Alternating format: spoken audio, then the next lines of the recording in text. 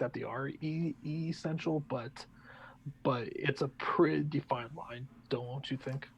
Yeah, it is a pretty fine line. And John, I'm a moron because turns out we weren't live, pal. I forgot to hit I go didn't think live. so. I forgot to hit go live, but it's okay. Just know if you guys missed the original, what I was talking about in this stream was that first of all, yes, you guys see the new layout. This is OBS and stuff like that. Looking to have more guests and looking to use OBS to its fullest capabilities. I do apologize if you guys hear background noise and everything. I don't mean to have the background noise. It's just how it is and stuff like that. Like it's just going to be like that sometimes because of construction and everything. I do apologize for that. And also, yes, now we also here to talk about UFC 249, give you guys our predictions, and also maybe some betting favorites, maybe some betting odds. Maybe if you guys want to make some extra money, maybe you want to use that COVID check to good use.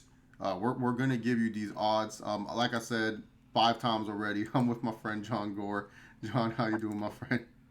I'm good, man. I'm good. Let's talk about some fights here, man. Oh yeah, this is a mega card, man. How like let's be real here. Mostly this card, if we think about it, dude. When we look at other previous UFC cards, this card alone would be an ESPN like some of these fights that are on the card. Like I look at this card, Uriah Hall, Jacare. That's a main event of the ESPN Plus card for sure. I look at fights like Vicente Luque and Nico Price too. That was going to main event a ESPN Plus card actually like what in March? Like I think it was actually before Ferguson versus Habib. So if you think about it, man, this card right here has a lot of good quality. This feels like an older school UFC card. Remember back in like '08 when we would get these type of cards where it would just be like massive fight after massive fight. I feel like the UFC is doing a good job by delivering what they're delivering. So I want to know what your thoughts are. Yeah, like I mean, as far as in within the last few years, like just from like every fight on this card is our freaking bangers. I mean like a card is stacked when on the prelims you have you have Anthony Pettis versus Cowboy, um um Fabricio Fabricio Verdum is back. He's fighting Alexei Olenek. Carlo Esparza versus Michelle Watterson. That's really good. I Yeah, mean, it's just like me like look, this card I'm it was pumped for this card. like this card, man. It's kind of what's it called? It's kind of like just like an old school card, and I really like it. Now, here's the main question. I know people are going to ask this a lot, whether it's to me or everyone else. People are super confused on how to watch these fights. John, can you believe that people are confused on how to watch these fights?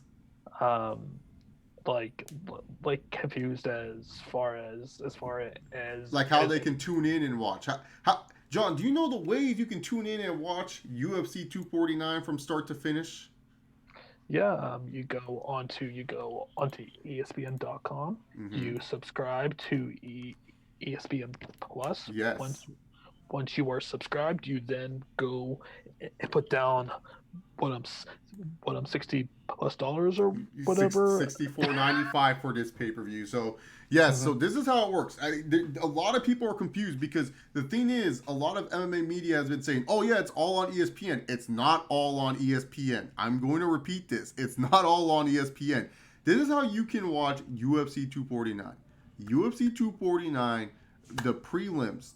So we have the first 3 fights that we're going to go into first soon enough because these are all big cards. The first 3 fights, these 3 fights, you can watch on ESPN or Fight Pass. I believe you can. Believe they're going to stream them on ESPN, but ESPN or Fight Pass for these first 3 fights. Then the actual prelims themselves are on ESPN. The prelims themselves are on ESPN.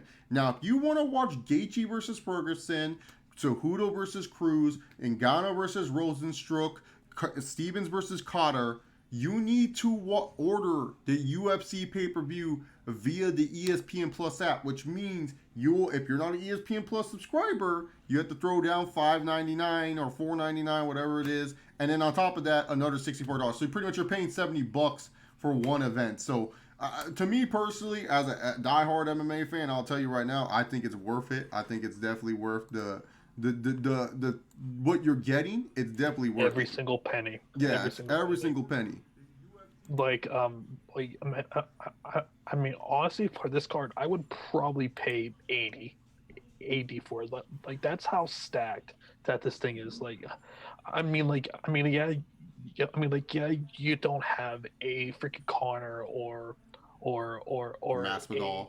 yeah, but still, like when every single fight are like arguably fight night main events here, like I think it's gonna be well worth it. When the first two fights on the main card are I think it's Greg Hardy versus some guy who he's probably is going to I don't fight. know this Yorgon guy. I've been looking him up, man. He pretty good. He seemed pretty Or good. I don't know. I think Greg Hardy might get stunned. But then I don't again, know.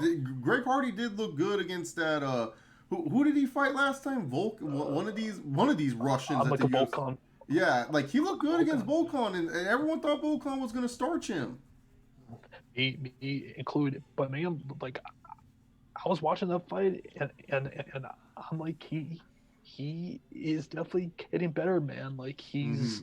Like he's gaining more and more experience. I think a lot of people just accepted him as a like freaking joke, but I think we're starting to see the more experience that he's going to be getting, the more especially at like heavyweight, when there really isn't too many great fighters in that weight class. I could definitely see him at some point in in the top 15 possibly. It's just like he just needs some more fights on his hands here. Yeah, we'll go more deeper into Greg Hardy when we get there. Let's start with the early preliminary card. Once again, you can view this on ESPN/ESPN Plus. The early prelims are Ryan Sparn versus Smiley Sam Alvey. I don't know anything about Ryan Sparns. Old Chase would know this guy. I'd be like, oh, he's great. I know Sam Alvey. He's fun to watch. But other than that, I Mhm. don't know anything about these guys. They seem like light heavyweight contenders. Let me be a noob and look on Wikipedia to see Ryan Span's career. Okay, so he's on a nice little win streak. He's been in the UFC for a while. I just haven't seen any of his fights, to be honest with you, man. So I don't even see a picture. I don't even know what he looks like. I mean, he seems pretty big. So from his height 6'5". I don't know what his reach is. He trains out of Fortis MMA. So yeah, I don't know anything about Ryan Spann. Are you familiar with Ryan Spann at all? I know Smiley Sam Alvey, but I don't know I'm Ryan afraid Spann. not. Not. I'm Sam Alvey. I'm pretty familiar with, but I know I can't say that I've ever heard of of of a Ryan Span before, and This guy must be a prospect then. If UFC is has to putting be. him on the early fight prelims. What's up, Jogging Keen? How you doing, my friend? All right, Yeah. so we don't have any opinions on that fight. I do apologize, but hopefully it's a good one. The next fight, I'm gonna be honest here. I'm gonna read these names. I don't know who the fuck are these guys. As Conor McGregor would say, Brian Mitchell versus Charlie Rosas. Rosas? I think I've seen Charlie Rosas fight before. I'm pretty sure I've seen him fight before, but I can't remember what card. Let me click on it. Charles Rosas. Oh, okay. Let's see. Did I see him fight before? Maybe against Burgos. That's the fight I remember the most, I guess. But I don't really know anything about these two dudes either. Do you know anything about these two dudes? Not a clue, man. Yeah, okay. See, this is what Just happens when you put some dudes on the early prelims, man. It's just you just lose track of them, yeah. man. You're stressed at work. Why are you stressed at work, man? You should be happy you're working. Next up, the welterweight fight, which was supposed to main event at ESPN Plus card anyways. Vicente Luque, who recently came off a loss to Stephen Wonderboy Thompson, taking on Nico Price, who I can't remember what his last fight is, but this is a rematch between these two teams. So between these two dudes. So this is going to be an interesting fight. Vicente Luque, one of the toughest dudes in the welterweight division. Nico Price, one of the up and comers in the welterweight division. I'm going to see who won their first fight because I honestly don't remember when their first fight took place. So let's see. Vicente Luque versus Nico Price. This took place a while back in UFC Fight Night Brunson versus Machida. Oh my God, that's a while back. Brunson versus Machida. Like in 2017. Yeah. Yeah, dude, this is a while back. Yeah, but Nico Price has been in the UFC for quite a minute. Started in UFC 207 and stuff. Mhm. What's his age? Because I know the UFC really likes this guy, man. Like he's a Yeah. young talent. Vicente. Well, he's not young. He's 30, but still, MMA age is a little bit different than a lot of sports Mhm. ages. Right. Well, and he's only had 17 fights, so yeah, I mean, like it's a decent amount, but it's not like Cowboy who's had like 50. Yeah, exactly. Yeah, it's like Cowboys had like 50, 51 or something like that. He's entering his 51st fight. Yeah, because like the Connor fight, he was making a big deal that was his 50th fight. Man, that Mhm. sucks, Jogging King, that your bosses are like that, man. Like, Yeah. my bosses make me stress sometimes too, man. Like, what are you working? Are you working at like Target or something? Like, where are you working where you can just get away with putting me on stream? Where are you working where they're like, yeah, dude, you can put on a Chase Oliver stream? That's pretty sick. I want to work somewhere where I can just listen to my favorite YouTubers and stuff. But anyways, my pick for this fight, honestly, to be honest here, I got Vicente Luque. Uh, and Price hasn't really shown too much for me, at least. Like for me personally, Price hasn't shown too much for me to really like say to go for him. But hey, if you're someone that's looking for a nice little betting odd right here, Nico Price is at plus 230, so that's not too bad to be honest. There, if you want to try to It's take a very risk, tempting. yeah, because like Vicente Luque is minus 300. You're not going to win shit off those odds. He's a Hmm. pretty. Looking at the favorites of this card, he's one of the high favorites on this card. He's like the second highest favorite on this card. Vicente Luque is, and keep in mind we've done this recording at on May 6th, 2020. So odds could change, man. You know how these sharks work, man. But I really like Vicente Luque. He really showed in the Wonder Boy fight that he's a tough dude and just pretty much that like he could just take hits. Oh, Target? Yeah, my brother works at Target too. He hates it over there. John, who do you have for this one? Yeah, I'm probably going to be going with Vicente too. Although I will say though, Nico Price is extremely tempting. As far as with Yeah, the odds why here. not? You just throw $50, maybe 100 on there, a C note. You just throw a nice little whatever Plus whatever you have. 230. You know what I'm saying? Like you win decent if he wins, so it doesn't matter. Like you're making more than your profit for sure. Up next now is a preliminary card. This is pretty much a second card that we're getting on ESPN. This is going to be headlined by Cerrone versus Pettis #2. And the first fight we're gonna get is not middleweight contender, middleweight prospect or whatever the hell he is, Uriah Hall taking on former Strikeforce middleweight champion Ronaldo Jacare Souza, the alligator. Jacare tried his luck at 205. He felt maybe if he goes to 205, he would have a better chance. And just like in Jacare fashion, I love the dude. I love Ronaldo Jacare Souza, but it came down to the fact that hey, it's a title eliminator. Hey, it's a chance for you to be in the main event. And the judges are not going to give you a good decision. And he lost to Jack Hermanson. I mean, a lot of people say it was a you know, one-sided fight. I thought it was a little bit closer. No, he was it Hermanson that he lost to. He lost to another. Yeah, like Hermanson handled him, I felt pretty well. It just seemed like with Jacare, he just could not get any sort of a rhythm going whatsoever. Because Because he fought another German dude. Oh, Blachowicz, the Blachowicz fight. Sorry, I got Jan Blachowicz and Jack Hermanson mixed up. I'm racist towards white people. I'm sorry. They felt similar. So Jack Hermanson, the guy who's facing Jones, I thought he did well in the Hermanson fight, in my personal opinion. Hermanson really stuffed Jacare's takedowns pretty consistently. If I vaguely recall. Oh yeah, And the Hermanson. I remember I watched it on Fridays. Blachowicz. I mean the Blachowicz fight. I thought he did well in that fight. The Blachowicz fight. uh, he might have.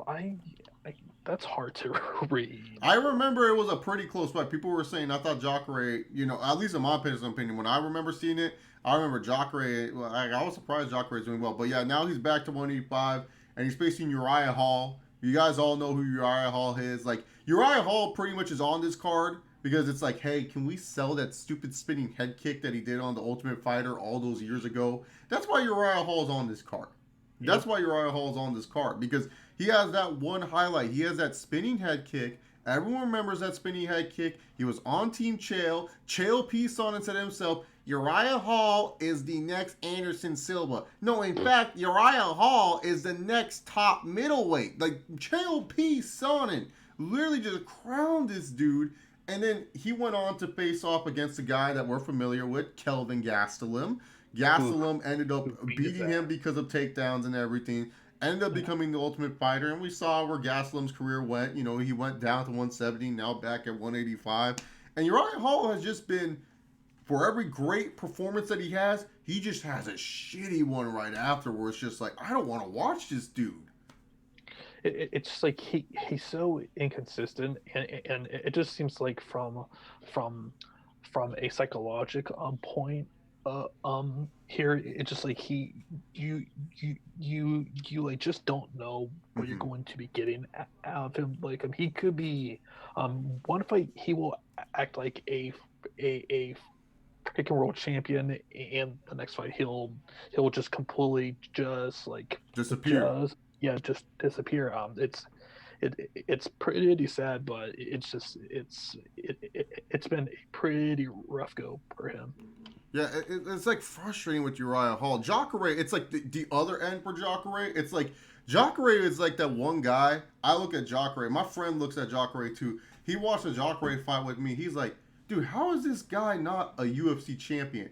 And I said, well, he won a Strikeforce belt. He's like, no, like this guy should be a UFC champion. Like he should be like Anderson Silva. This guy should be the guy where it's like, who can stop this man? I should be watching UFC promos that I don't understand, and I hear Joe Rogan say, who can stop this man? And then I just see highlights and be like, oh, Chase, I want to watch this Jacare fight. Like, it's such a shame because you look at a lot of his like fights, like title eliminator fights that he was been in. The most recently with Gastelum, he you know, it was a close fight. The judges gave it to Gastelum. Yoel Romero, I thought he won that fight. The judges gave it to Yoel Romero. It's Yeah, almost like they're saying, hey, screw you, man. Like pretty yeah. much like you know what I'm saying? Like you know, like it's like poor Jacare. Like this guy, like it's like a weird stat when you think about has Jacare ever fought for a UFC middleweight title? And you have to remind yourself, no, he's never, ever, ever fought for a UFC middleweight championship ever. Just so insane to think about, and to like he is now 40 now, which is so hard to believe. But man, like uh it's just like you would have thought like through like even Strike Force and now that he would have fought for some title. I'm not Well, sure. he's a former Strikeforce middleweight champ. He's a former middleweight champ. Okay, He okay. lost to, or is he former light? No, because we had Fei Zhao. Fei Zhao was the light heavyweight. Jacare, who did he lose to? Did he lose to Henderson? I can't remember if he lost to Henderson or if he lost to Musasi. He lost to one of those two. But I forgot off the top of my head. I do apologize. Sometimes my Strikeforce knowledge. No, he lost to Rockhold. He lost to Rockhold. That's how Rockhold became the middleweight champ in Strikeforce. Yep, yep. He lost on September 10th, 2011 there u, unanimous decision there. Yeah, and that was another fight where people said Jacare won. So poor Jacare, man, he can't get a break. But this fight right here, Jacare is the favorite as of the betting odds as of today, May 6th. Jacare is the current favorite at minus 135. But Uriah Hall, I think a lot of people believe in Uriah Hall because he's at plus 105 is Mr. Uriah Hall. I don't know if I believe in Uriah Hall because here's the thing. Could Uriah Hall come out and shut me up and hit a spinning head kick that makes me say, oh my God, this guy's amazing again? Yes. But guess what? I'm not going against my man. There's fighters I don't go against, and this is one of my fighters. The man who has the most favorites in UFC history. Yes, you can look that up. He's the most favorited man in UFC history when it comes to betting odds. The odds makers respect him. The fight fans respect him. I want to see him get that old man run for that UFC middleweight title. Freaking Israel Adesanya, you said you wanted the best. You haven't faced the best, boy, because that's Jacare Souza. Paulo Costa don't even want that smoke either. Let's go Jacare. I got Jacare. I have Jacare winning this fight in an unexciting unanimous decision. Yeah, yeah. I'm leaning towards that too. Hell, it wouldn't even surprise me if I'm Jacare finished him too. I have little to absolute zero faith and Uriah Hall to beat By the Jaw way, great. shout out to I Am Venom and shout out to Fight Feed. Hope you're doing okay there. Yeah, man. A lot of people forget about Uriah Hall, man, but us fight fans, we don't. Next fight we have is Carl Esparza taking on the karate hottie Michelle Waterson. Waterson's coming off of what she was having was like a big win. She beat Carolina Kolovakic, and then she was going to go on take on the Boogie Woman and Joanna Jędrzejczyk. It was Ooh. like Joanna Jędrzejczyk's like, hey, there's certain levels to this shit. You're just not on my level. Like, oh, she just poor karate hottie. And a lot of people were big on Michelle Waterson right there because they really thought she had a chance against Joanna. They literally looked at her Yeah, and they said, "Oh like yeah, she could beat her." Because you look at the Rose fights, and then she's coming off the loss to Valentina, and then she's cutting weight again. I mean, people made a big deal about that she's cutting weight. So it's like, oh, yeah, man, it's like like that was just so one sided. Iwana's boxing was just it was just amazing how badly that she was just continually boxing her up with her jab and everything there, and just how badly that she just beat up Michelle's face. I felt so bad because I really wanted Michelle Larson to finally have that title shot, yeah, get that opportunity, man. Like I'm pretty sure the UFC, like I don't know what, there's levels, like I said. Oh, and yeah. 5 feet is Doug. I didn't know that was Doug's fighting account. What's up, Doug? But yeah, I didn't know that was his fighting account. But yeah, because like Michelle Waterson, like I don't know. I think Whaley Zane would have smoked her. Like Whaley Zane would have done the little gun pose a little bit early and stuff like that, man. But Carlos Sparza, she's running off a 2 fight win streak. I think that her last fight was against Grasso, and it was like, was it the same card that Rose got her head dumped on? I can't remember off the top of my head, but oh no, it was Rodriguez and Stevens. Rodriguez and Stevens. But Yeah. yeah, she's coming off a win off of Grasso. Carla Esparza. She's kind of having a rise again in the UFC again. She was the first ever strawweight champion, and then she ran into Joanna Jędrzejczyk, who was never wasn't on the season that they were crowning the champion. But as far as that's always the trick question: who's the first ever strawweight champion? And then Uh-huh. people get confused and get shocked when you say Carla Esparza. They're gonna be like, wait, what? I thought it was Joanna, Yeah. but she seems to be doing good after having a little skid on a 2 fight win streak.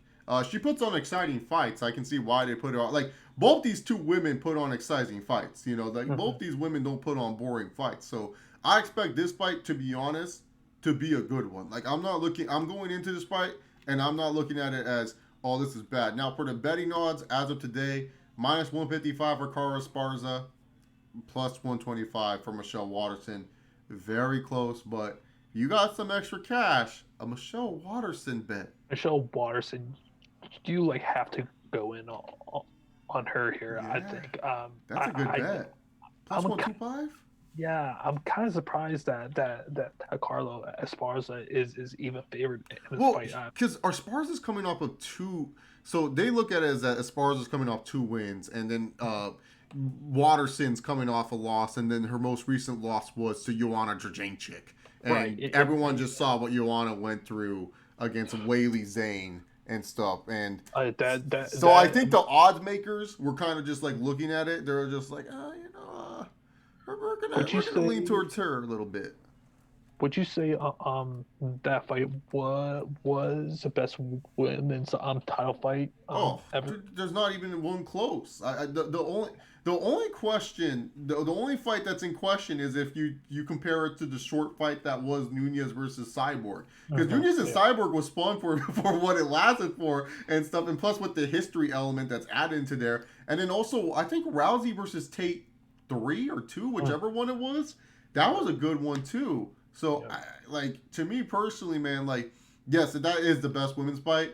But if you ask other random people, they might say a Rousey fight or Yeah, I who mean, like knows. to me, like, and to that was a full 5 rounds of them just literally hitting each other as Yeah, hard as they could, and them just continuously Joanna became ET. She had the fucking ET head and everything. I mean, like, I was at the casino for that fight, and just everyone was just I on was the at B edge of Dubs. their. I was at B Dubs, man. I was the one starting the clapping. I'm that guy at B Dubs. You guys know Yeah, it will be me at B Dubs because I'm the guy like I'm clapping before the round. I'm uh, going like, let's go. I'm getting hyped yeah, up and stuff. hmm So, yep, yeah.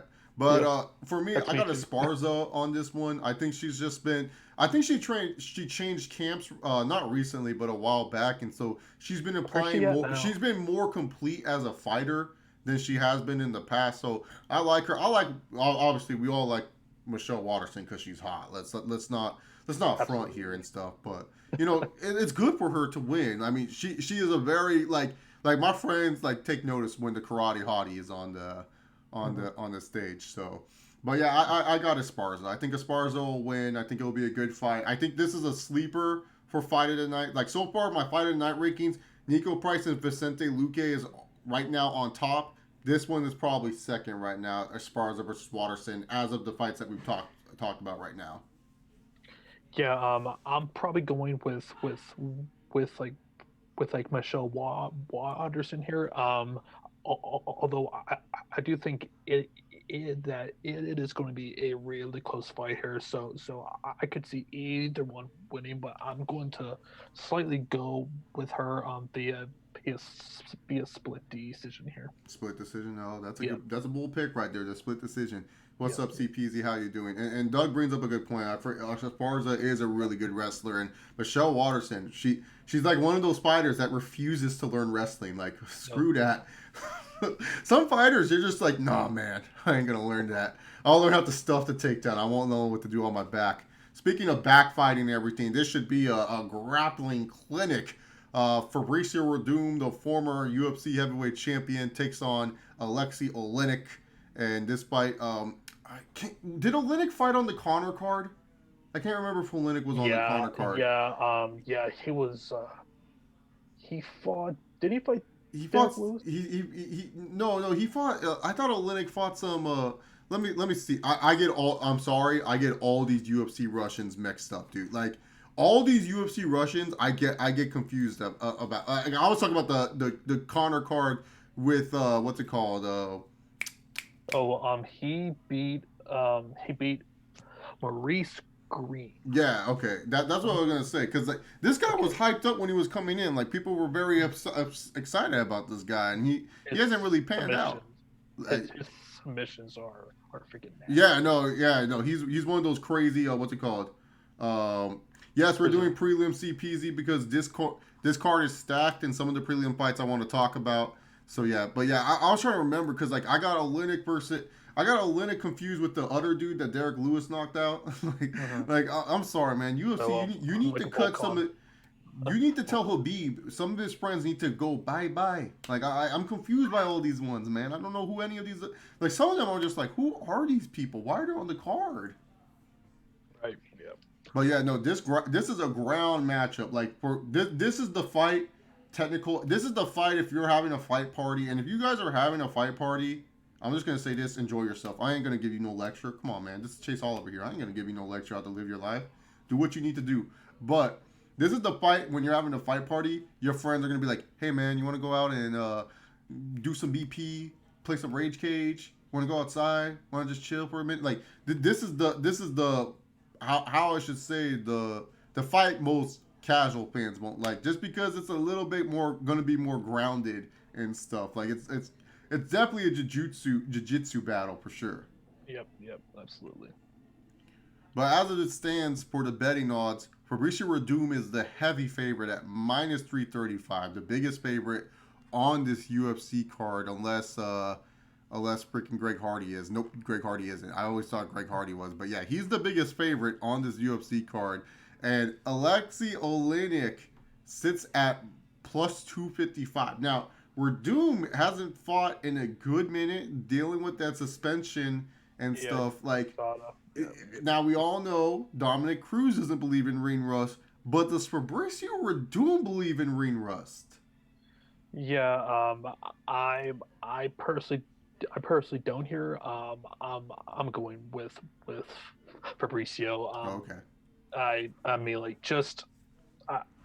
just based on the amount of guys who Alexi has fought, I just think that that Fabricio is just a clearly a better matchup. Not to mention too, he is a like bigger fighter on top of that. So I'm sticking with Fabricio here. Do you think that it's a close fight? Do you think No, it's Fabricio, like I'm worried about the ring rust a little bit. Like that's uh, always me with ring rust. I do believe in ring rust. I'm not Dominic Cruz. I'm not some alien that will name my kid like XEAA 12 or whatever. You know, like that's something right? Dominic Cruz would do. Uh, Yeah, I do concern about that, but then also again, Olenek has never left me in a performance where I'm like, yeah, dude, that guy was great. You know, like yeah, maybe the Mark Hunt fight that was kind of mhm, impressive because Mark Hunt is a yeah. tough dude and he was able to choke out Mark Hunt. But for me personally, First round too. Yeah. I feel like Redoom is gonna win this fight. Like it like look, do I say bet on this fight? I say make a soft bet on this fight. Like this is like a fight, throw 20 like and what I mean soft bet is like look guys, I know some of you guys may not have a lot of money and stuff like that. So sometimes when people say throw soft bets, they mean high rolls. I'm talking about low increments here because I work, I make peanuts. People probably watching me make peanuts and stuff.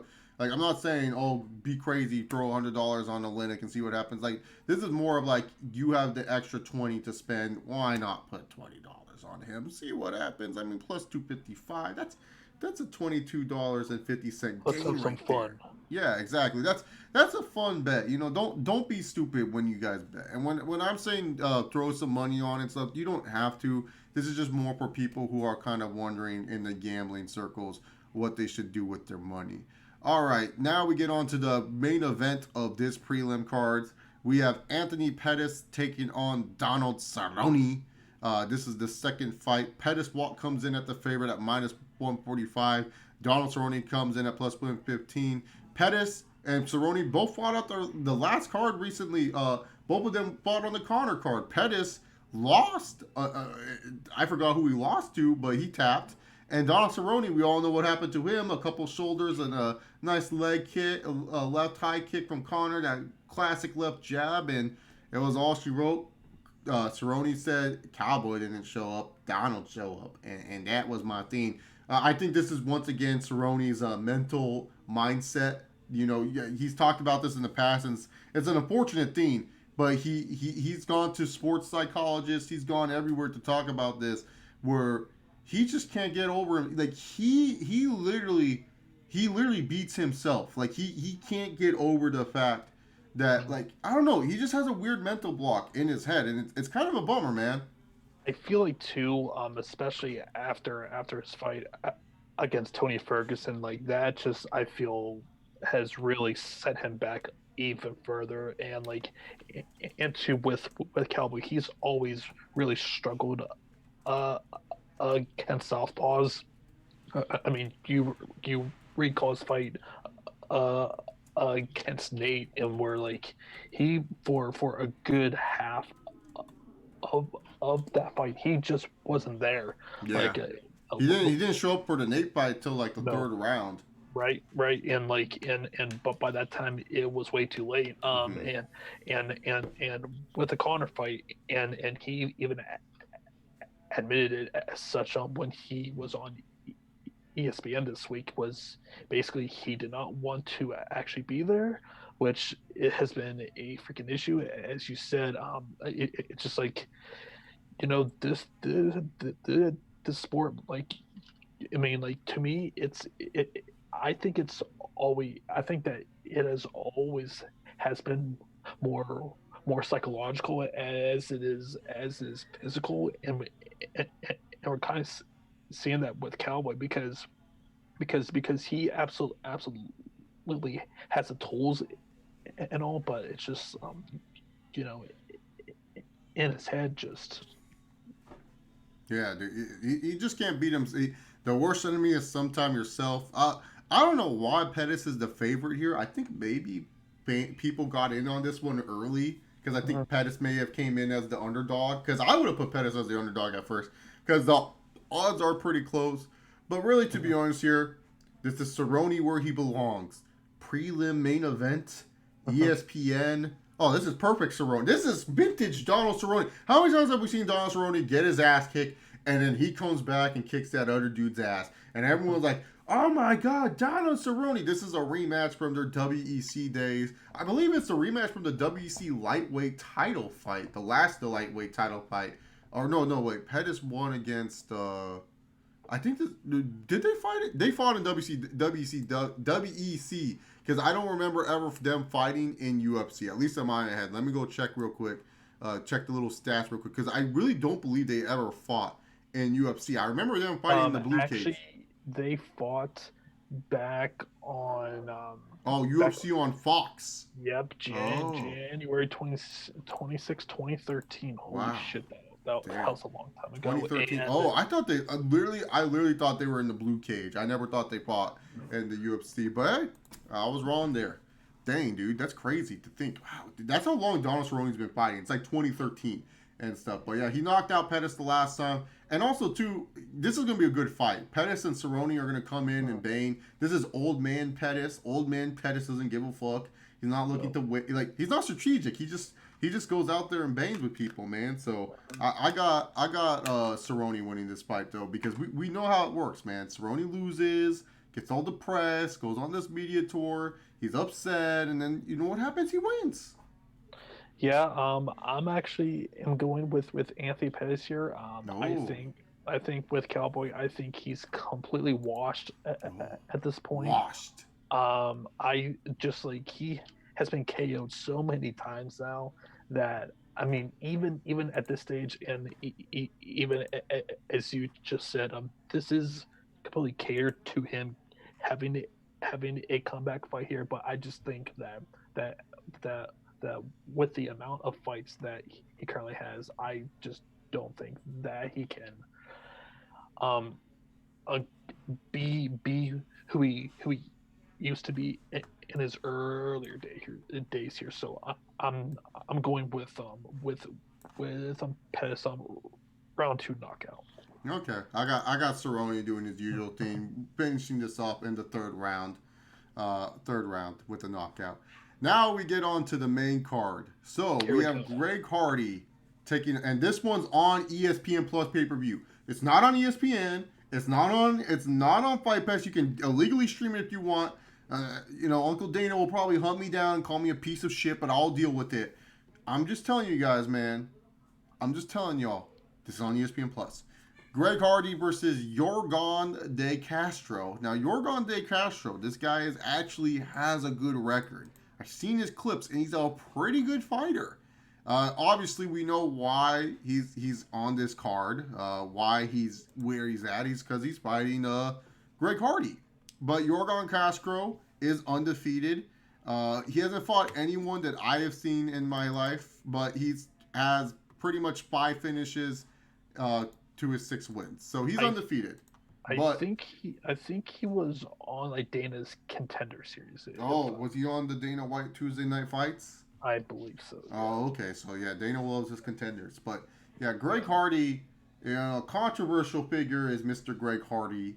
What do you think about Greg Hardy fighting? Are you one of those people upset about it? For me personally, I look at it like this: Greg Hardy, he's using his anger for good now. He's fighting in the UFC.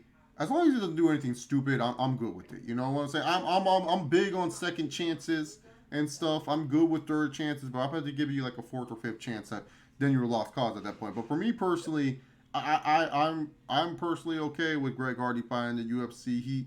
He's doing his thing. He's putting on good fights. He's fun to watch. Like Prince of War. I get it. He's there because he provokes some type of reaction and stuff. And maybe people, for whatever reason, there's people that will pay money to see Greg Hardy get his ass kicked.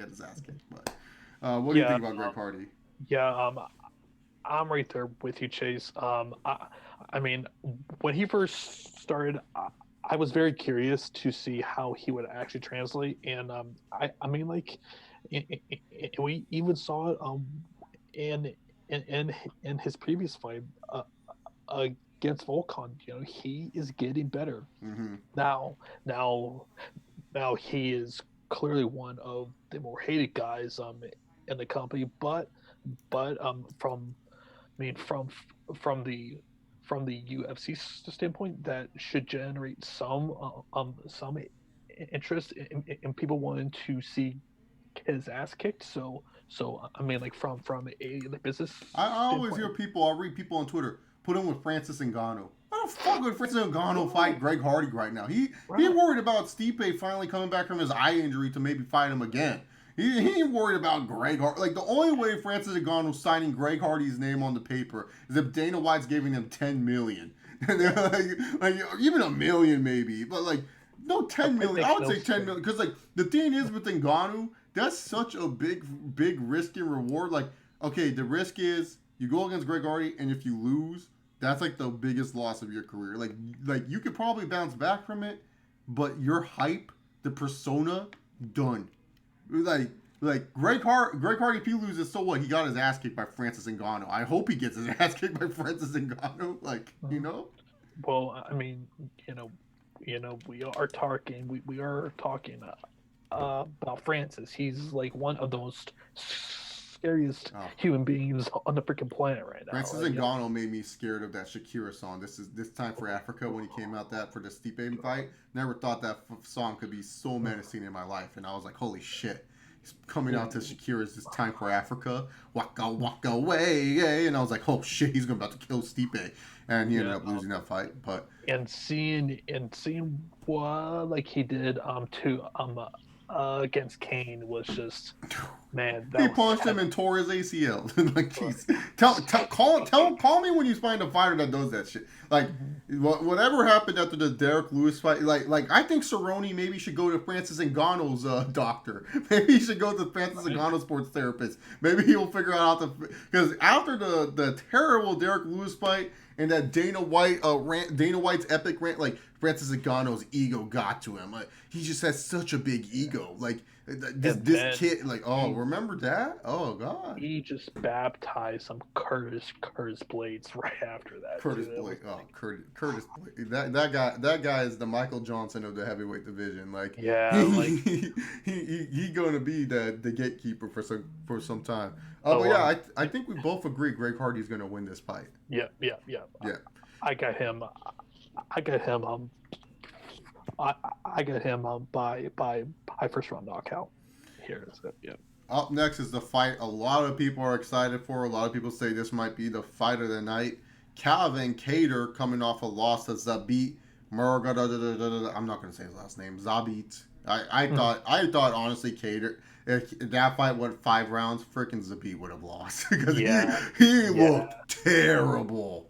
He He was completely gassed by what is the with third. these? Do these Dagestans not train cardio? Like, because even Habib has moments where he looks tired in the fourth or fifth round. Like, do these Dagestans not train cardio good enough? Like, I see them playing their Dagestan basketball and Mhm. all this other stuff. What is it? And plus, they're wrestlers. Wrestlers are known to have like crazy cardio. It's not like they're going out there striking the air.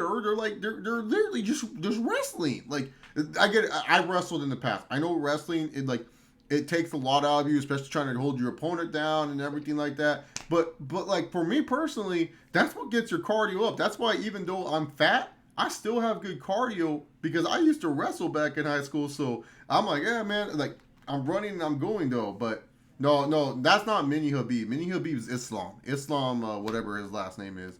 Yeah, Not a yeah. hard last name.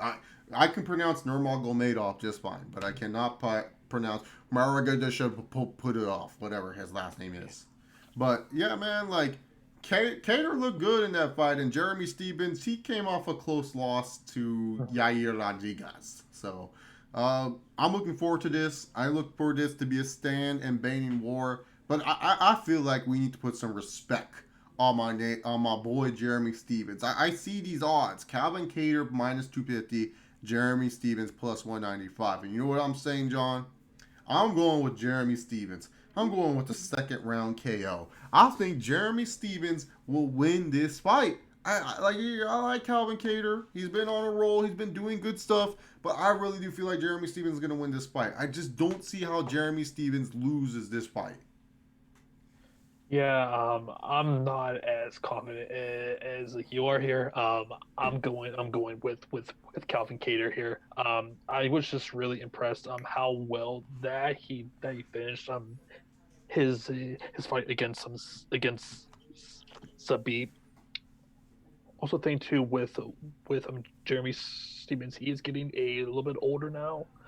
Yeah, Stevens doesn't like body shots either, man. That's what if I'm No, Cater, I would go with her because like the mhm, Aldo really picked him apart, man. he really Yeah, did. So and hopefully Jeremy Stevens, hopefully they don't troll him and play that Conor McGregor tweet. Who the fuck is that guy right here?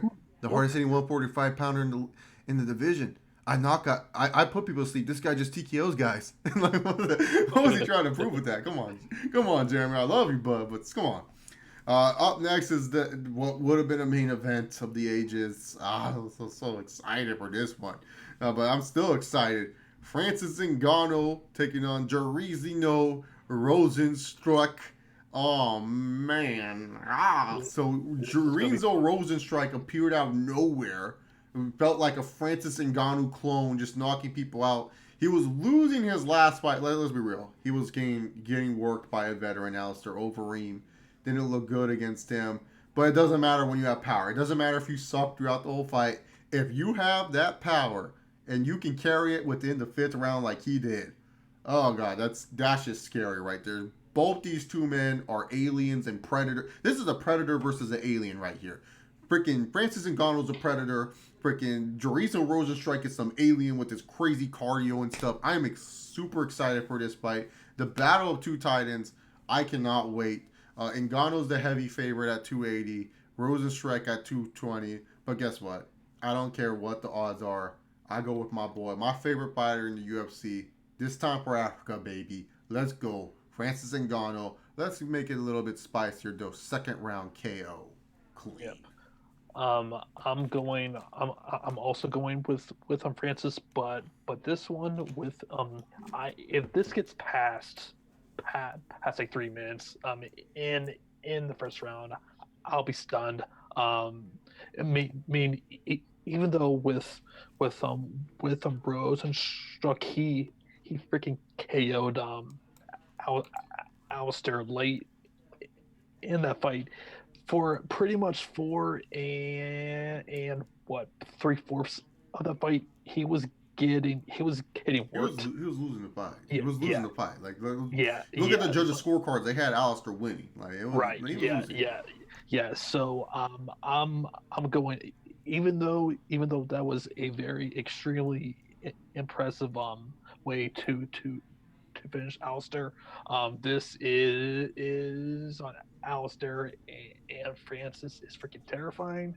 So I'm going with Francis via first round knockout here. All right, I got second round for Francis Ngannou. Up next is the co-main event. Originally was supposed to be former strawweight champion Rose Namajunas trying to get her revenge on Jessica Andrade. Unfortunately, Rose lost a family member due to the deadly disease COVID-19. Thoughts and Mhm. prayers with you, Rose Namajunas. Hopefully, things go good for you. But instead, we were saved. You gotta bow down and bend the knee, John. Bend the knee to Triple C because he stepped up. He was ready to go, but unfortunately, since Jose Aldo Jr. lives in Brazil, couldn't make the trip. Can't make the trip. No Fight Island.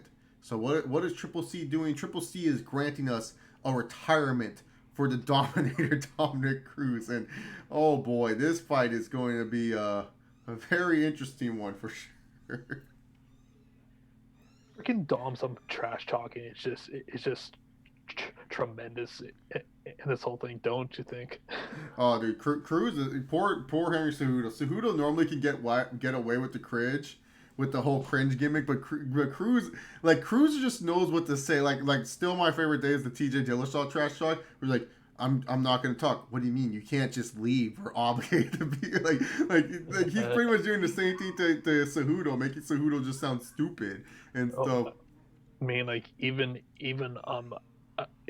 against this fight against some Cody Garbrandt, like he just got Cody just so heated throughout that whole entire week, and I was really concerned that basically Cody was just going to be freaking headhunting that whole entire fight. And Well, man, he did pretty much, and he got good. He got dominant good. Now, the one thing about this fight is that a lot of people are looking at it.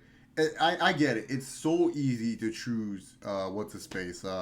Triple C, he's a champion, blah blah blah. But let's not sleep on Dominic Cruz though. Dominic Cruz, first of all, is 5'8".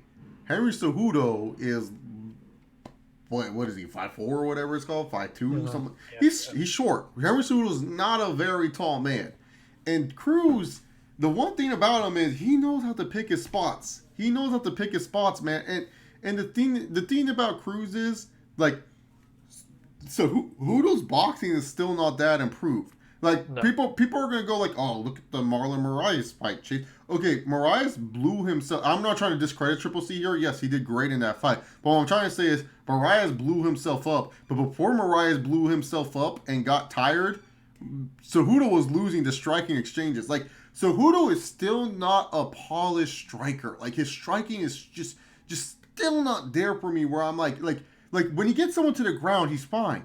But when I'm talking about standing up exchanges in the pocket, Cejudo's just not there, man. Like to me, he's just not there yet.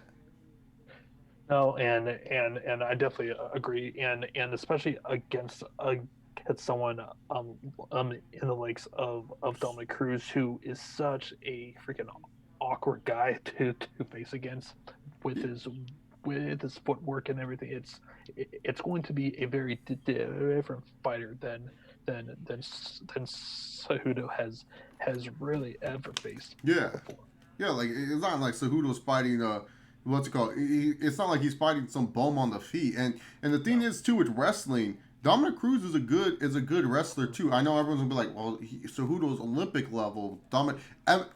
Real wrestling does not translate to MMA Yeah, wrestling. yeah, yeah. Dominic Cruz is a great MMA wrestler. Look at the first Demetrius Johnson fight with Cejudo when Cejudo was raw as shit.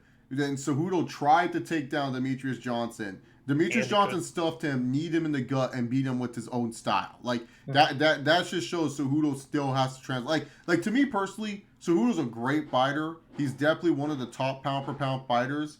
But like to me, I feel like he's still learning. Like for me, I don't feel like Cejudo is this polished product yet. Like a lot of people would view him as a polished product, but I don't feel like he's there just yet. I feel like it's gonna take time before Cejudo does become a polished product. You know what I'm saying? I feel like right now with Henry Cejudo, he's still learning, and that's not a bad thing. If he loses his fight, he's still a 2 division champ. We can't take away anything from him and stuff. But I just don't think like here's the thing against Dominic Cruz, Jose Aldo maybe. Dominic Cruz, this is another animal we're talking about, especially from height, mass match, and striking. I gotta give it to Dominic Cruz in this one. I think Dominic Cruz is gonna win that fight, man.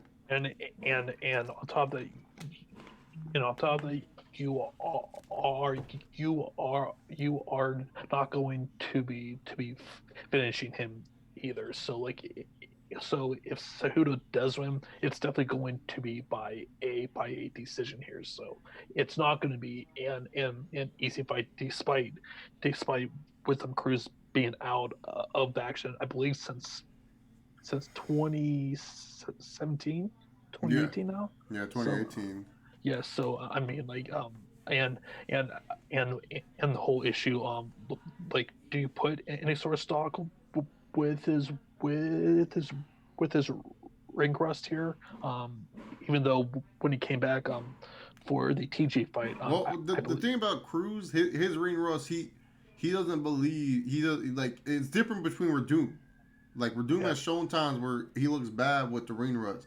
Like Cruz has uh, never shown like he looks bad with the ring rust. Like he doesn't believe in ring rust. He like that's just his belief. And like he's like Ferguson. He's like a different type of animal when it comes to mindset and training where he just knows that like stay ready, be ready type of deal. So like to me personally, I don't feel like ring rust is a concern for Dominic Cruz. I like the only time he's ever looked bad in the octagon is against Cody Garbrandt. That's the only yeah, time Dominic Cruz has looked like other trash in the octagon. Like uh, every other time Dominic Cruz has looked phenomenal or great. Like to me, I've seen Henry Cejudo struggle against Demetrius Johnson, struggle against Joseph Benavidez. Do you know what I saw Dominic Cruz do? Dominate those two. Like that's just what he does. So that's why, and especially against shorter fighters, this is where he has the advantage because they're shorter. Like Garbrandt is not some short fighter. Garbrandt's really like a featherweight that should Mhm. be. Garbrandt's a featherweight that's fighting at bantamweight. Like, let's be real when we say that. Like, he's really like And a the featherweight type of thick fighter. too. On top of that, like I mean, like he was built and like he could withstand some of that punishment from Dom there. So Hmm. yeah. Yeah, that's what I'm saying. Like it's a little bit different. So yeah, I really have a good feeling about Dominic Cruz. Cruz is at plus 170. Cejudo's at minus 210. I think this is a for sure bet. If you want to throw some money on someone in this fight, if your first time better and you're like, hey, I want to make some money, I want to try some this UFC betting and stuff like that. Dominic Cruz is a for sure bet. Put whatever amount you want to put on him. Mhm. I feel very comfortable with Dominic Cruz because I just feel Cruz has the height advantage. He has a striking advantage, and I just feel he's an overall better fighter than Henry Cejudo at this moment of time. I think Cejudo's still learning. I think people forget this stuff, man. And a lot of the bantamweights, people overrate these dudes, man. Like a lot of the what's it called? The thing about bantamweights, man. A lot of them are just not established as enough, man. Like a lot of people, like most of y'all don't even know who the fuck Marlon Moraes is, or Aljamain Sterling, or the other dude Peter Moraes Yan. beats, or and Petrodian. Yeah, Petrodian beat a fucking 42-year-old. Like Dominic Cruz said, like you want a title shot after being a 41-year-old? Like who the fuck are you?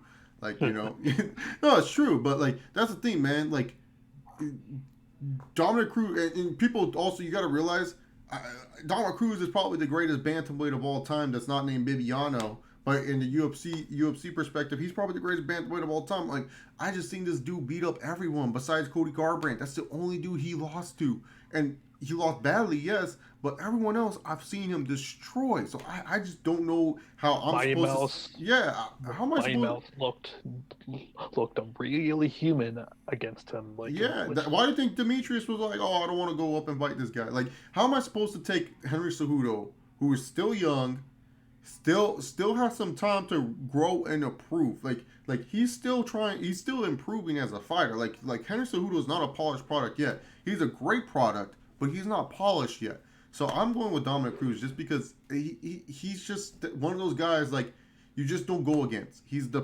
bantamweight goat for a reason. You don't go against the bantamweight goat. So I'm going with Dominic Cruz. If Henry Cejudo proves me wrong, awesome. I'm not going to be pissed about it. But for me personally, I got Dominic Cruz. I feel Dominic Cruz is the best bet, and I feel like a for sure bet for you. Like if you want to parlay him into other stuff too, I say do it, man, because you'll like your results.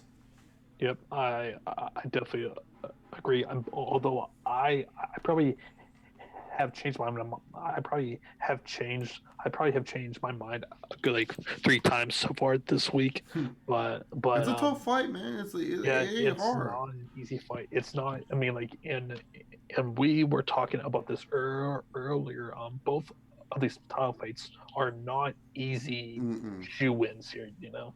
Yeah, not easy shoe-ins at all. Like you can't, like it's hard, man. And also too, if people think I hate Cejudo, I chose Cejudo to beat Marias, and I chose Cejudo to beat TJ Dillashaw. So I don't know if some people Same may here. think Yep. some people may think I hate Cejudo. I don't hate Cejudo. I like Triple C. I like the gimmick.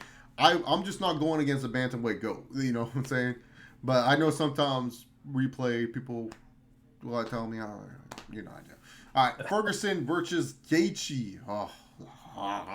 The, this ain't going past round one. I'm telling you folks right now. This ain't going past round one. This might last to round two, but we ain't Yep. getting 5 rounds. If we get 5 rounds, it's going to be the most epic 5 rounds I ever seen in my life. Now, Ferguson comes in at the favorite at 190, Gaethje at plus 155. I believe Gaethje opened up at 175, and really, to be honest, man, like Gaethje's. This is a hard bet to pass on with this one, but yeah, Justin Gaethje and Tony Ferguson. Gaethje's coming off impressive resume as of late. Knocked out Barbosa, knocked out Donald Cerrone. Tony Ferguson, we know his accolades. His only loss is to Michael Johnson, and ever since he's just been unstoppable. Has the most wins in UFC history without even holding a UFC like legit championship. He's a former interim champion after a fight with Kevin Lee.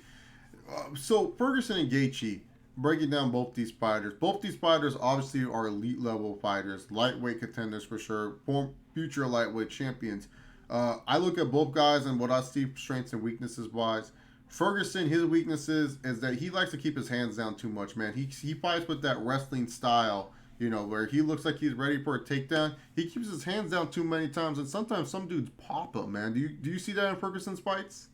Yeah, especially with this fight against Anthony Pettis, I Mm-hmm. recall where I mean, in those first two rounds, Pettis was giving him a really tough fight Oh there, yeah, and as you said with Tony, like he throws caution into the freaking wind, man, and he, as you said, he definitely keeps his hands down, but the thing is, as the fight goes on, he just doesn't stop and he just fights at a freaking pace yeah, that a lot of guys just cannot keep up with. And the two, when you see some of these guys' faces after the fight, they look like freaking car crashes. I mean, like from his fights against Pettis and against Cowboy when he freaking sneezed and his eye swelled up to a to a freaking apple there. So but who do you think is going to take this fight here, Chase? For me, man, this is one of the tougher ones, but I really do feel confident about Justin Gaethje, man. Something about me, man, feels like this is gonna be one of those fights where people are gonna be shocked when they see the result. Like people are gonna be like going in super hard on Tony. But the one thing that I've been doing, and I've been doing a lot of film study, is this. I've been watching it, and then I've been seeing it. And the one thing about Tony is like I notice when he throws this left, like he keeps his hands down and he throws his left hand. What happens is when he throws that left hand, it's subjectable for a big time counter strike. And when I've been watching Gaethje's fights as of late, he's been killing people. He killed Barbosa on a counter right, and he killed Donald Cerrone on a counter right. So for me personally, man, I look at that and I notice Ferguson. He gets rocked every fight, and sometimes, man, your chin's gonna give out, man. Your chin's not gonna hold up to that, man. And I really do feel like there's always a time for someone to fall, and I feel like this is Ferguson's time. I don't want it to be his time. But at the end of the day, I look at it and I say, well, he's going to fight Habib eventually, whether he has this win streak or not. People are still going to like Tony Ferguson no matter what. For me personally, I just look at it and I say to myself, I just have a better feeling about Justin Gaethje. I don't know why. Ever since Gaethje's name got thrown in the hat and I've seen it, I was just like, you know what, man? I don't know what it is, but I can totally picture everyone hyping up Ferguson, and then all of a sudden Gaethje catches him with that right hand, and Ferguson just goes to sleep. Like, eh, And into with Gaethje, he just needs one shot and it's over. Like it's mm-hmm, like and that's the thing with Tony. He plays such a dangerous game with them, and if there is one person who you cannot play that game with, it's definitely Gaethje. He has he has it's just it's frightening power. Like I mean, like mm-hmm. he's probably is Francis of the lightweight as far from a like power perspective. Just can just put you to sleep. Yeah, I know. He's just insane because like for me personally, man, I look at Gaethje and Ferguson has chances to win. I mean, Gaethje is not like invulnerable or anything like that. He has like he doesn't like getting hit in the body. The one thing we haven't seen though is Gaethje's wrestling. That's the one thing too we haven't seen. If I'm Tony, I'm testing that shit out like early because Gaethje is a champion level wrestler. Like he ain't no Uh-huh. bum as a wrestler, man, Oh, and no. stuff like that. Like we just never seen it because like we never have to seen Justin Gaethje do a takedown or be on the back or anything like that. So we've never seen what Gaethje does. We know Gaethje for having powerful leg kicks and pretty much just has a great hand. So for me personally, it's just so hard for me to sit there and say like, oh yeah, Ferguson's going to easily win this fight. I feel like the reason why I'm leaning more towards Gaethje is just because I just feel like it's Tony's time. Like I just feel like Tony's going to lose this fight. It's going to be that fight. Everyone's going to be like, wow, I can't believe Tony Ferguson lost. And it's going to be a fight. People are going to be like, hey man, that Justin Gaethje guy, he was fun to watch. Yeah, he absolutely is. I mean, into with his fights, you're constantly on the edge of your seat just because the fight. it can end at any time. I mean, hell, when he first debuted with the with the UFC, Michael Johnson. that was like like freaking Johnson took so many shots Dude, and Johnson's a tough boy, man. I oh my, literally the one fighter I've watched because I watched tape on Tony. I watched tape on I watched taped on what's it called, Habib. I watched taped on Nate Diaz. Funny enough, I don't know why Nate. I thought I was just trying to watch the fights, and then I watched taped on Gaethje.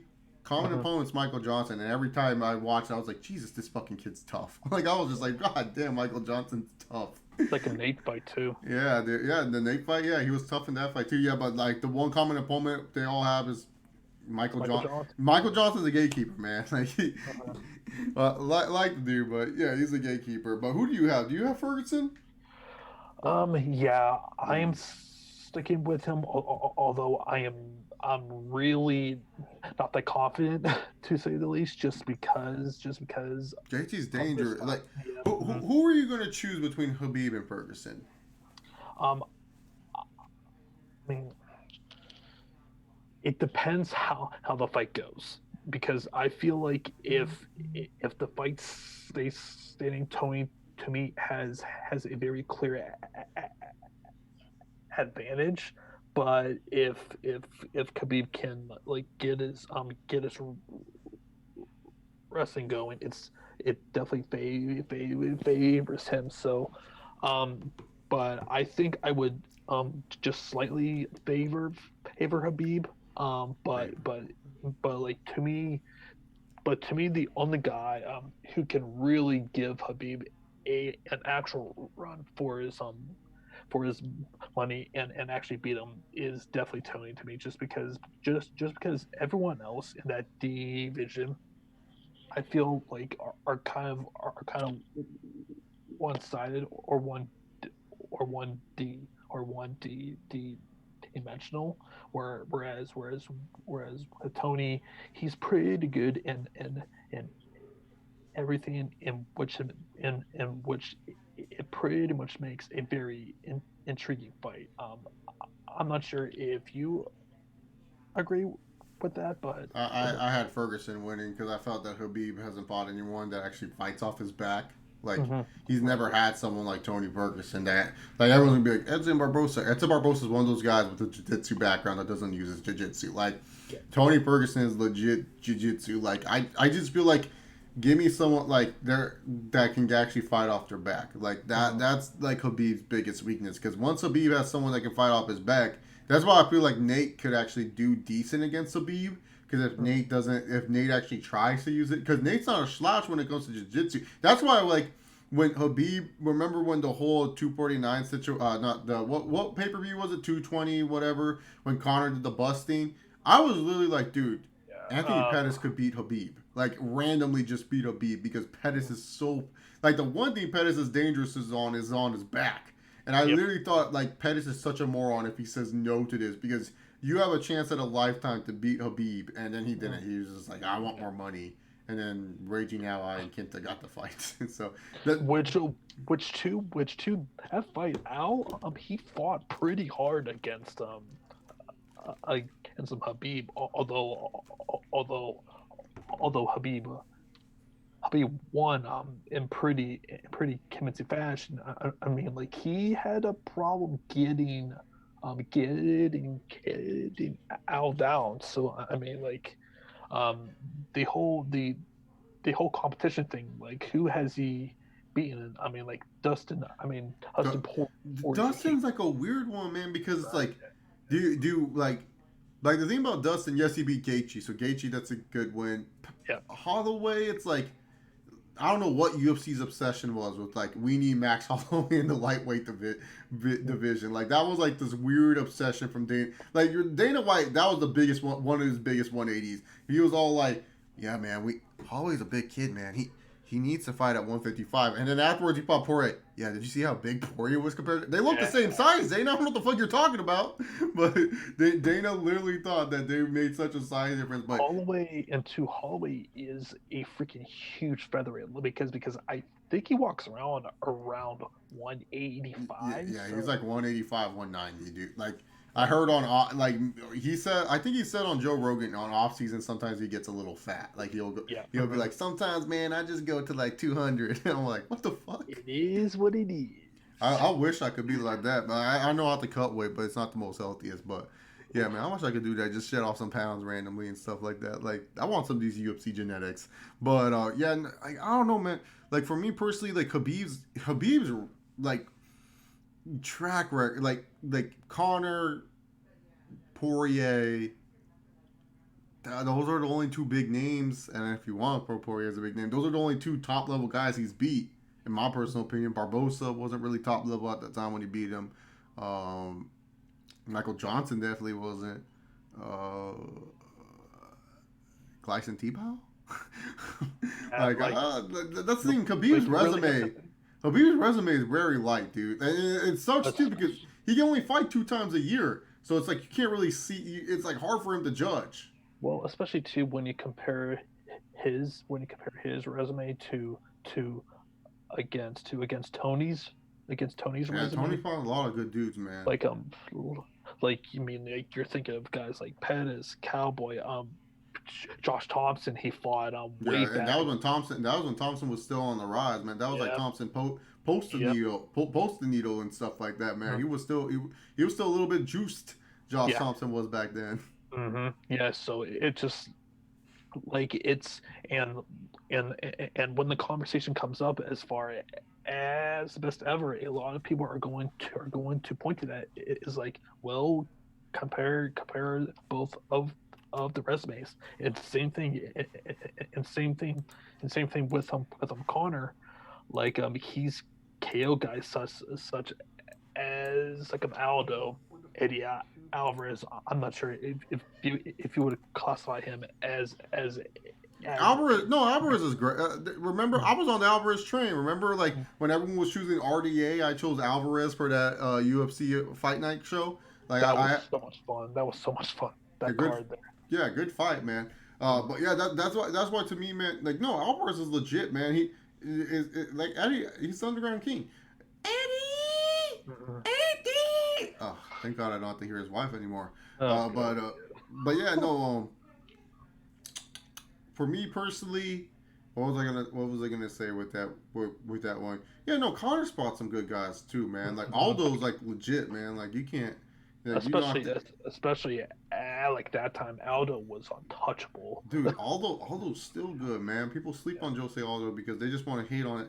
Like poor Jose Aldo, he'll never live down that KO, man. Because like Um, I really want to see an Aldo McGregor fight, like legit Aldo McGregor, like in some alternate universe, fans saw this crazy fight of the year contender between Aldo and mhm. McGregor, and who knows who Yeah. won that one, but. Yeah, man. Like that's a fight I want to see the most, man. Like I want to see Aldo McGregor again. Like to be Mhm. honest, man. Uh, Um. but So what other fights are you kind of like looking at from these other cards that they kind of I'm looking at Overeem and Walt Harris. I think that's going to be a banger. mhm. I could care less about Amanda Nunez versus whatever 145er they found for her to fight. OSP I think is fighting at like heavyweight now, What the isn't he? OSP is a heavyweight? What the fuck? Yep. Yep. Oh He's god, fight. He's fighting Rothwell, I think, on May 13th. Jesus, So dude, he gonna get his ass kicked. Ben Rothwell's no joke. no, no. Yes. People sleep on like that's one guy. He's another guy that people will like shit on like Ben Rothwell. Oh, he ain't gonna, dude, Rothwell's a good fighter. He's a gatekeeper for sure. Let's Yeah. see. Let's see on other cards. So we're gonna talk about the future cards and stuff. So I got Gaethje. John has Ferguson. And let's look at some other cards real quick, and let's see if any fights come to mind. So the next card will be UFC on Dana White's giving us those Wednesday night fights. If you guys are OGs, you remember back in the day on Field TV or Versus, we would get those Wednesday night fights. We're getting those Wednesday night fights back. Dana White is being a savage once again in Jacksonville, Florida. not the same area that they do AEW. This will be Anthony Smith taking on Glover Teixeira. I'm not really interested in that fight. Drew Dobar versus Alexander the Great Hernandez. That seems like a fine one. And our boy Michael Johnson, he's taking on some guy named Tiago Moises at lightweight. Who the fuck is that guy? You don't have a Wikipedia page, I can tell you that. He doesn't. I'm going to be honest here. UFC on ESPN, Overeem versus Harris. Overeem is taking on Walt Harris. One of Dana White's side chicks, Claudia Gadella, is taking on Angela Hill. Let's see. Dan Ige is taking on Edson Barbosa at featherweight. Barbosa asked to be released from the UFC, right? Like he asked for. Yeah, he asked that I think a few months ago. Which I'm sure that freaking Dana laughed his ass off. I'm pretty sure that's why he's pissing Dan Ige too. He's like, "You want your release? You're gonna get lose on your fucking way out. We'll catch you. We'll take you out afterwards." Darren the Damage Elkins is taking on Nate Lattaway. I don't know who Nate Lattaway is, but I love me Darren Elkins. He's funny. Yep. I do too, man. Fight Night 175. The rumored bouts are nothing special. Oh no, the rumored bout for this one, not officially announced yet, but the rumored bout is rap R&B artist Tyron Woodley taking on Gilbert Burns, who, as Chaos Colby Covington would say, this is rumored to take place. This card will be May 23rd, 2020. Gilbert Burns on the rise in the welterweight division. Yeah, I would not sleep on him, man. He's a killer. Yeah, dude. I mean, hey man, any guy who goes one-on-one with Dan Hooker and lives to tell the tale, like gets knocked out with Dan Hooker, I give you props for that, man. So sometimes, man, too, like when you move like up a weight class, it's good not cutting and stuff. It helps out a little bit. UFC 250, that will be it was a canceled fight card. So originally there was a fight card. Let's see, anything. I guess this might be Amanda Nunes fight card. Sure. Supposedly that was what they were going to be considering since she had to pull out of his card. Okay, and there's no other cards left. So let's get into just a couple talks about the main heavy hitters, the welterweight division plus Connor. So what are your thoughts about Kamaru Usman, Marty Fake Newsman? What do you think about Kamaru? Who do you think he should fight next? Obviously, Masvidal is off the table. I mean, like obviously that fight I think is the fight there. And from what Uncle Dana was saying on Instagram with on ESPN, that they have something different. So I'm wondering, are they gonna be doing him versus Connor, or maybe him versus Nick Diaz possibly? Would you get Nick Diaz like tell Nick Diaz, hey Nick Diaz, we're in a pandemic, go fucking fight, motherfucker. Right. I don't even fucking fight. Like I need a proper training equipment, motherfucker. Like I don't know. Like I don't know if you can get Nick Diaz. Like, for me personally. Who do you want to see Usman fight? Do you want to see Covington too with Mark Not So Goodard as the right? Yeah, I mean like I'm good. I'm good with them. I feel like Colby needs to fight one more, like two more dudes before he can get a shot at the title. I mean, like to me, Colby versus Woodley to me, I think has like. I know Masvidal has more history, but Colby versus Woodley, that was the OG buildup. Like that was the fight everyone wanted. I still want to see that fight. It's extremely personal too. On top of that, and man, it would just those two hate each other so badly. So that's definitely what I want to see. And as far as Usman, I mean, to me, the only fight that I really want to see is definitely him. It's definitely him versus George. But out of the contenders that he could fight, without Jorge, who do you think is who do you believe is next? Who do I believe is next? If George is out of the picture, I think they probably do. Usman versus Colby again, just because I don't think that. But Usman wants Leon Scott.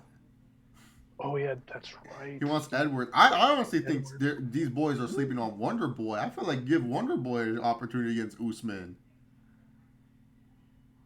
Like I don't know why Wonder Oof, Boy getting slept that on so much. that that is an interesting fight. It's a very interesting fight I there. mean, Wonder Boy does good against wrestlers, but Mm-hmm. like Yeah. the thing is, man, like I look at it like this for Usman. Uh-huh. I just feel like he's gonna be one of those champions. Like my like from who I talk to, everyone's so divided with this man. Like people either Yeah. love him or hate him. Like there's no in between. There's not anyone that's just like, yeah, you know what, yeah, he's there. Like there's people that literally just go like, fuck Usman, he's so fucking fake and stuff Uh-huh. like that. And then there's people like, oh, I love Kamaru, man. That pride and spirit he brings and stuff like that. It's He's like just so hard for me, man, for me, I'm on the to hate side. like. I'm on the hate side, dude. Like, Yeah. I like. Here's the thing. I know people are So gonna hate hard me to for this. like. I know people are gonna hate me for this. I don't give a fuck that like Colby Covington's hilarious. He's a good trash talker. You can say, oh, you support him and stuff. No, I like his trash talking. It's like when anyone says they like Triple C or anything like that. I love when It's people can talk. entertaining. Yeah, I love when you're entertaining in the interviews. Colby Covington, when he does an interview, it's always somewhat hilarious. You kind of laugh a little bit at what Colby's saying. You're like, oh yeah, Colby, he's a kind of funny dude. Like, Yeah. I was hoping Colby would win just because there was more drama in the welterweight division. Usman winning, he's a good fighter, but for me, it's like, his personality, dude. He's just so fucking fake, bro. Like he'll go on sometimes, be like, oh yeah, Jorge Masvidal, I respect the fuck out of him, and then the next one, who? Like, what? Mhm. Who the fuck are you? Dog? Like, oh man, Yeah. like, I don't know, dude. Like, he's like the one guy that I wish GSP was still around because this boy would not be touching no belt if GSP was still around, man. Like, Um, he's like that one guy that would get hyped up to beat. This man will beat GSP, and GSP will box him to death and then take him uh, down and do GSP shit, dude. Like, by the way, GSP still won that fight against Johnny Hendricks. Don't at me. See that I feel like that take would get more hate than me saying I wanted ooh, Kobe to beat Kamaru Usman. yeah. And this was even before I was really. I'm starting to actually watch MMA. That was like a really big topic. That I vaguely recall was that whole fight. I literally thought like I remember being on Twitter and Uh-huh. I was like, Johnny Hendricks does not win that fight. Like I was like on Twitter, I was with my friends, and I was like, Johnny Hendricks does not win. They're like, what are you talking about? I'm like, no, he didn't finish him. The judges are going to give it to George. I'm just going to tweet right now that he should have finished him. He going to lose this fight. And when Johnny Hendricks lost, and then George St. Pierre won, I was like Nate Diaz. I'm not surprised, motherfucker. I knew this was going to happen. And Uh-huh. then the one thing, so they used to do this a lot, and now they kind of moved it to Fight Pass, but they would have like this is before the agony or the winning or whatever the fuck they have on Fight Pass. This is Right. like they would post like exclusive footage, and Johnny Hendricks walks by Dana White. He's like, "Oh gosh darn it, I only use 70% of my power." And I was like, "Oh my god, what the 70% of your power, dude? You're fighting fucking GSP. You better be using 100% power to knock that Captain American ass over, Captain Canadian ass out of the stands. Yeah. 70%. Oh, I lost all respect for him after that. After that, I was pissed when he beat Robbie Lawler because I was like, "Fuck you, dude!" Like, oh, I hated him. But yeah, no. After that, man, I was out on Johnny Hendricks, man. I used to like Johnny Hendricks, but when he said that he did not put in 100% effort against GSP, I lost all respect for him. And so to this day, I know it's biased, but I still think GSP won that fight. To this day. To To this this day, day. yeah. Put that fool. What's his name? They lost to Tyson Fury. Deontay Wilder. Yeah. To Good this deal. day, I still think. But yeah, no, Usman, he's just like, but I hate Leon Edwards more, dude. Leon Edwards just annoys the fuck out of me, man. Like I can't. Masvidal.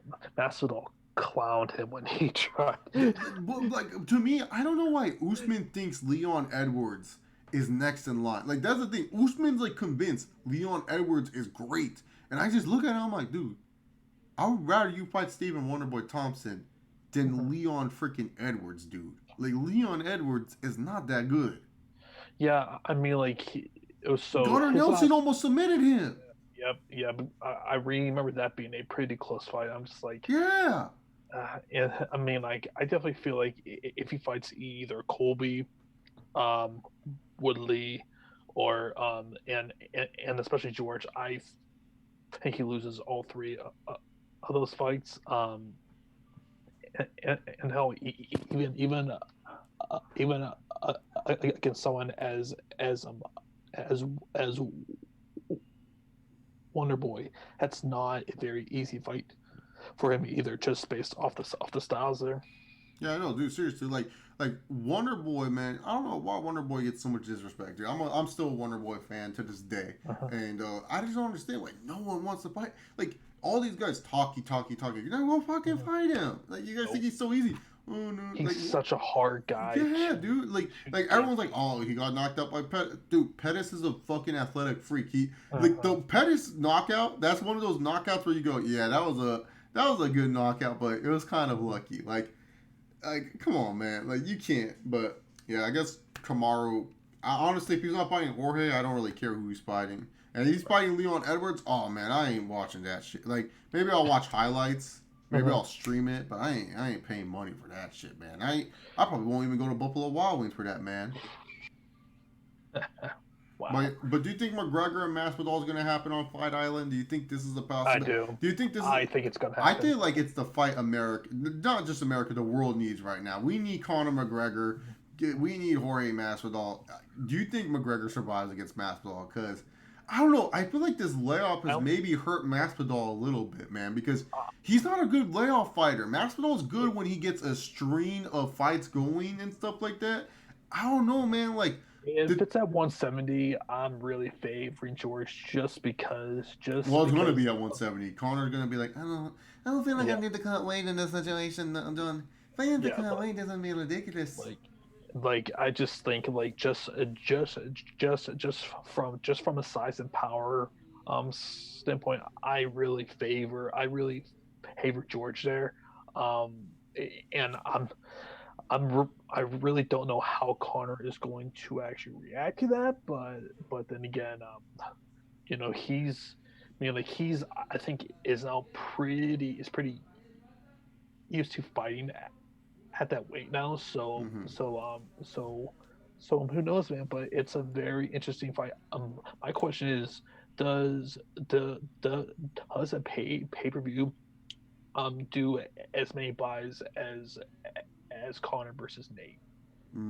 I think a little bit more because Jorge's Mhm. been on this stream of really. I don't know. Diaz, I feel like is still a bigger star because people were like love Nate Diaz.